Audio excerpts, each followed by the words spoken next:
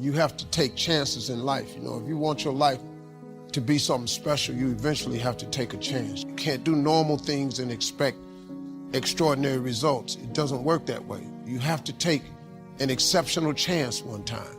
And it's going to cost you something that you care deeply about. Bishop Jakes told me one time, he said, in order to get to the next level in life, you can see where you want to go, but it's a glass ceiling. The reason you can see it is because it's a glass ceiling. In order to break through a glass ceiling, you're going to have to shatter the glass. Anytime you shatter the glass, it's going to be blood shed. And the blood that you shed is going to be something that you care deeply about. So if you are not willing to shed something you care deeply about, you cannot go to the next level. There's a Black Heritage spiritual that says, it's not my mother nor my father, nor my brother nor my sister, but it's me, oh Lord, standing in the need of prayer. See, I used to blame everything outside. And then let me give you a little philosophy that helped turn my life around. For your notes, here it is. It's not what happens that determines the quality or the quantity of your life. It's not what happens. And the reason is because what happens to about everybody. No different. The sun went down on all of us last night. A common event, a happening. And I found out that the same things can happen to two different people. One gets rich and one stays poor. Why is that? It's because it's not what happens, but rather it's what you do that changes everything. So that's a key phrase. It's not what happens, it's what you do. What happens is about the same. You might put that in parentheses here. Same. What people do, that's what's different. Anything can happen, right? Everything can happen. I've heard all the stories. I've been one of the stories. Hey, we could all tell stories all night long, right? Happenings. Anything can happen. Have you heard of Murphy's Laws? Anybody here heard of Murphy's Laws? Okay, most of you have. Murph had these laws. One of them was, if anything can go wrong, it will. That's one of Murphy's laws. He was not one of the great positive speakers of the day. But anyway, it's still true though, right? Anything can go wrong, everything can go wrong. For sure. I've fallen out of the sky so many times. Once to the tune of a couple of million. Devastating. Took me a while to survive that one. Now, it wasn't all that much, but it was all I had. Right? I mean, that's when it's much, right? When it's all you got. If you got 3, 2 go, you got 1 left, you ain't looking that bad. But when it all goes. Has anybody been there when it all went? Anybody? Come on, the rest of you liars. Go ahead. Hey, we've all been there, right? When it all went. Of course, it used to be a long time ago, right? When you ran out of money, got to 0, you were all through. Heck, now you can whistle right on by 0, right? I mean, they will bury you. That's what they will do. But see, those are the happenings, right? Everything can happen. Anything can happen. But it's not the happenings. It's what you do about it. Somebody says, yeah, but you don't understand the disappointments I've had. Come on. Everybody's had their share. Disappointments are not special gifts reserved for the poor. Everybody has them. The difference is what you do about it. It's not the weather. I used to blame the weather, and I discovered it rains on the rich. So see, that won't help. 2 men wake up one morning, there's a rainstorm on. One of them looks out his window, sees the rainstorm, and he says, wow, what a storm. With weather like this, they can't expect you to go out and make sales. He stays home. Same morning, the other guy looks out his window, sees the same storm, says, wow, what a storm. But he says, you know what, with weather like this, what a great day to go out and make sales. Most everybody will probably be home. Especially the sales. See, that's the difference in how your life works out. It's not what happens, it's what you do. So here's one of the key questions of the evening. Starting tomorrow, what are you going to do that'll make a change in your life's direction? Good question.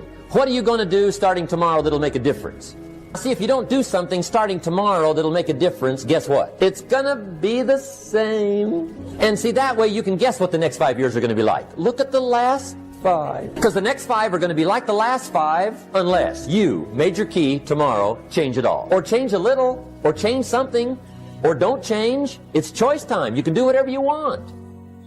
But it's nice to know any day you wish you can change your whole life. What can you do starting tomorrow that'll make a difference? Good question. What can you do with economic chaos, massive disappointment? What can you do with a broken heart? What can you do when it won't work? Good question. So if I had a word with you tonight, one-on-one, just you and me, I think my personal advice to you would be, This year, 1981, reach down inside of you and come up with some more of those remarkable human gifts. They're there, waiting to be utilized. And then change anything for you want to change. And I challenge you to do that because you can change. If you don't like how it is for you, change it. If it doesn't suit you, change it. If it doesn't please you, change it. If it isn't enough, change it. And I challenge you to do that because you can change. See, you don't ever have to be the same again after tonight, only by choice. If you don't like your present address, change it. You're not a tree. Bigger Thomas, in the book The Invisible Man, I think it was, he said, the impulse to dream has been slowly beaten out of me through the experience of life. And most people, ladies and gentlemen, have stopped living their dreams because of the lessons they've learned from life or things they've picked up, because we've only been born with two fears. The fear of a loud sound and the fear of falling. And all the other fears are fears we learn, fears we pick up. Whatever you're scared of, your life, the value you brought to the planet, far more important. Whatever you're afraid of, you're stronger. So as we begin to look toward the future and look at what will it take for us to break through those fears. One, acknowledging the fear, knowing it's all right. Some fear is healthy.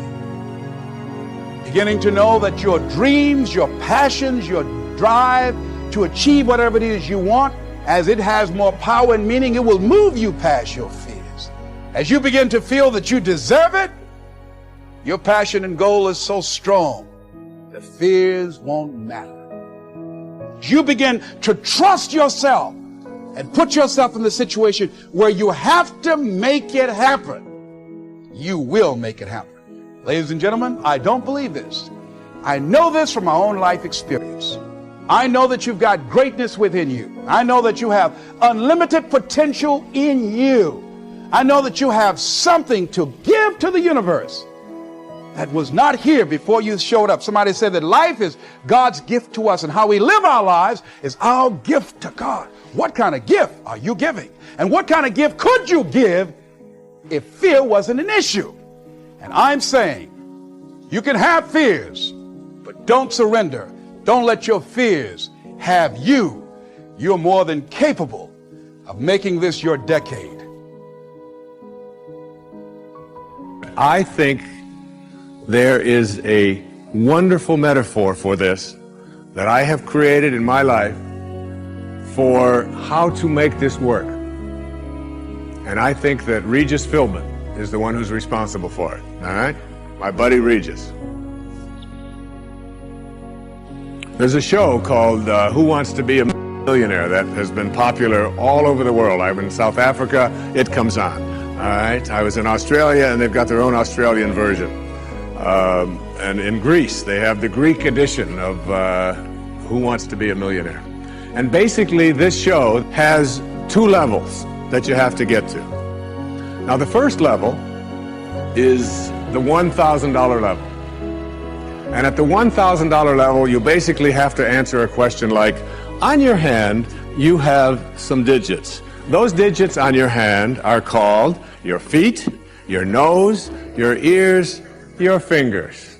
And everybody who ever goes on the show has this horrible dread that they're going to go out on one of those questions, right?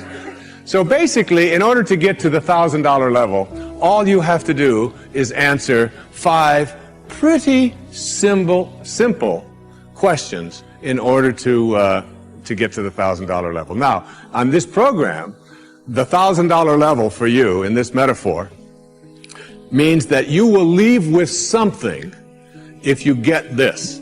At least get this. This is the $1,000 level. You must send blame out of your life for any conditions of your life. Blame has to go. All right? Now, blame means if you're sitting there with a disease, you say without guilt, it's mine, I take responsibility for it.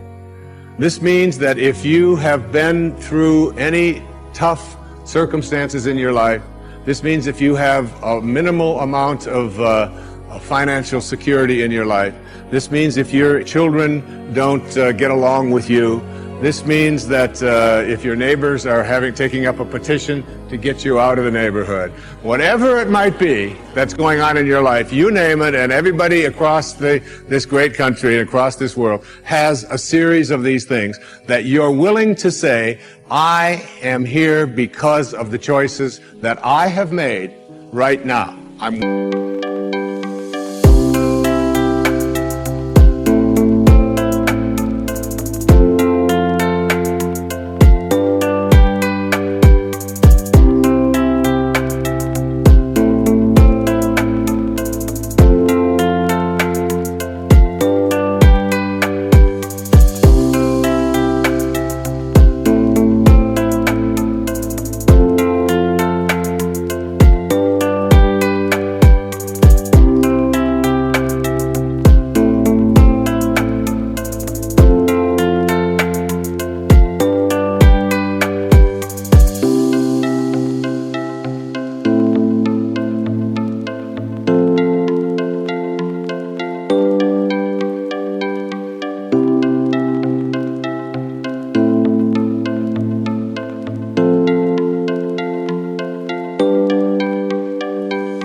Willing to say that, even though it's difficult, and we know it's really not your fault. We know really there's a lot of people out there who are really bad, all right? But you're willing to say no blame. That's the first level, all right? That's where you understand no justified resentment. And then on the Who Wants to Be a Millionaire show, there is what is called the $32,000 level. And the $32,000 level is not only an opportunity for you to walk away with a sizable amount of goodies, which you can walk away from tonight in this program, but it also is the door opener to multi-wealth.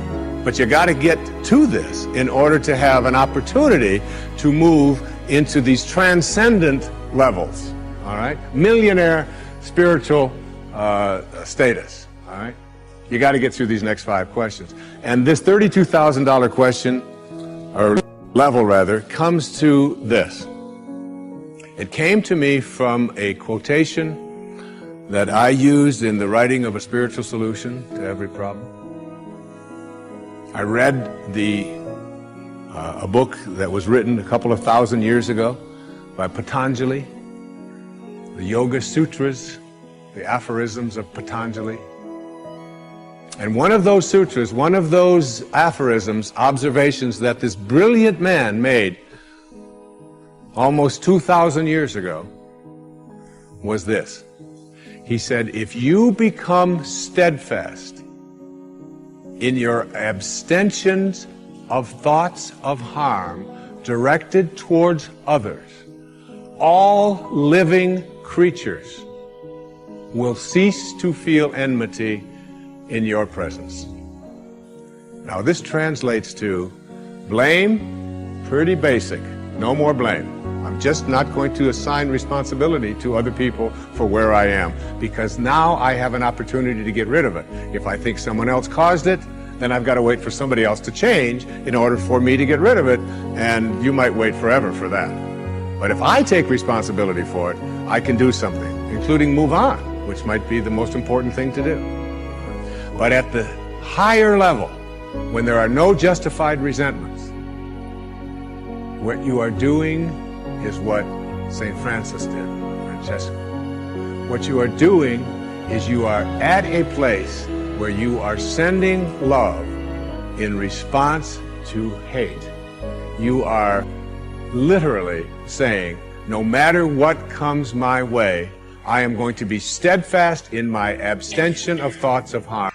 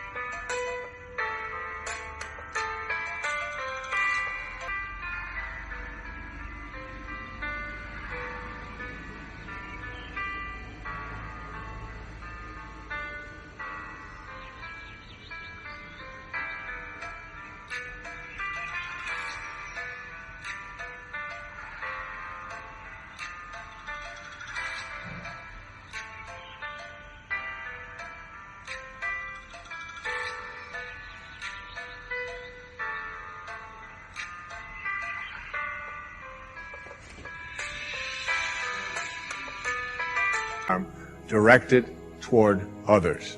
I'm going to work hard at, no matter what comes my way, having it come out of me what I want to come out of me, and that is love, and that is a higher energy. And if you can get to that level, Patanjali said, all living creatures will cease to feel enmity in your presence. I have a little girl, a precious little girl. I have 6 precious girls and 2 precious sons, but I have a little girl who is almost 12. And she loves animals like no one I've ever met in my life. I mean, her whole life revolves around animals. And when we walk in the woods, butterflies avoid me, fly away from people around, and they come and they land right on her arm, and it happens all the time. All living creatures, she couldn't have a thought of harm directed towards any living creature, and Patanjali said to us, all living creatures will cease to feel fear or enmity or anger in the presence of those who can send love in response to hate. That's what I mean when I say there are no justified